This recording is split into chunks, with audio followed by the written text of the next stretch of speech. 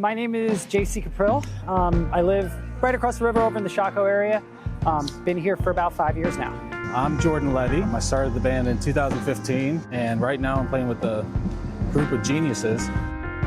Oh, I grew up down the road in Yorktown, Virginia. Okay. And I just knew, from 5th grade on, I knew that all I wanted to do was sing. So I've been playing ukulele I started when I was 9, and I'm about to be 40.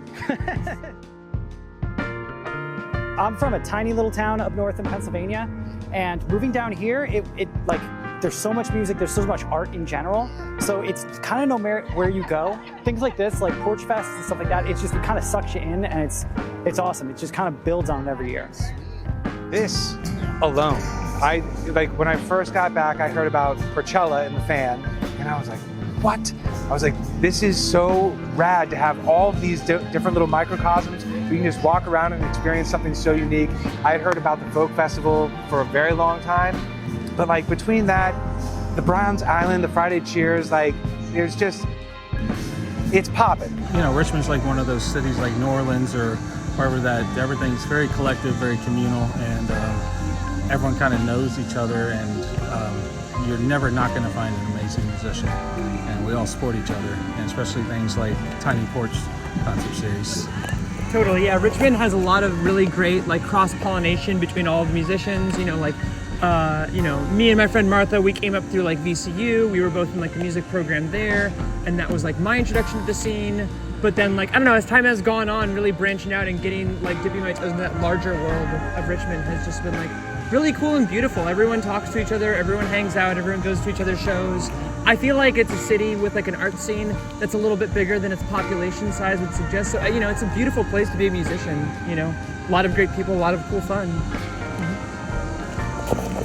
Just to piggyback off of what these guys were saying, real tight-knit community of musicians. Seems like there's only 200 of us just all around the city playing with each other all the time. And see, a situation like this where it's really organic and people just walk down the street, and here we are playing great music, so that's all I really got. For me, it's the fact that there's an audience, for all these different kinds of music, and even just for me, I moved to Richmond in 2007. So I'm just from down the river a bit, but I've lived here for quite a while now. And, guys I know that were playing in punk bands with me and noise bands and stuff like that. It's you get to watch everyone grow up and do very interesting things, It's go from the rage, to very interesting things, So that's just been a really cool thing to watch, and I think we maintain that spirit, of art and originality. I don't know what really kicked it off, but I've kind of always wanted to do it. I played in band when I was in school, so drums and all that. And then as I got older, my dad played in bands when he was younger. My mom sang in a choir. They bought me my first drum set, so that was fun. And then my grandfather gave me my first guitar, and my parents bought me an amplifier before a tuner, so that didn't go so well. But when I was about 22 is when I formed my first band, and just been kind of steamrolling ever since. A lot of people don't realize is that the largest ukulele company brand in the world was actually started here in Richmond. So I got a job there when I was 25 and ended up getting to go and travel to Hawaii and stuff. And I'd always been a fan of, playing the ukulele and just kind of, that music. But that just allowed me to go much deeper. So I released a single, I guess it was about a year ago called Seeing Signs.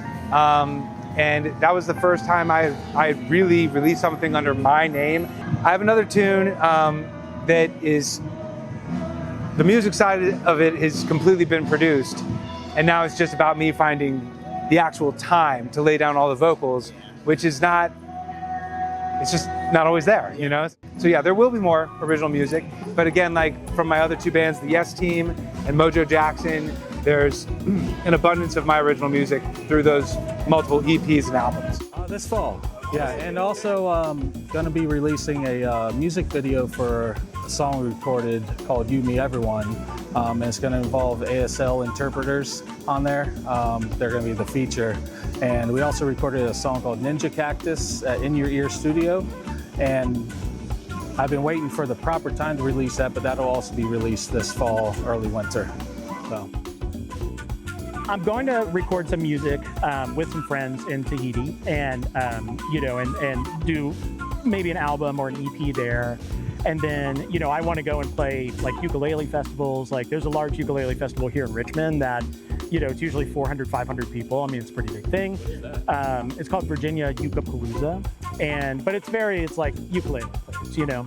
And so I want to start playing things like that because it's like, hey guys, like let's go really deep into where this instrument is from, you know, and not just all play kind of corny covers and stuff like that, you know.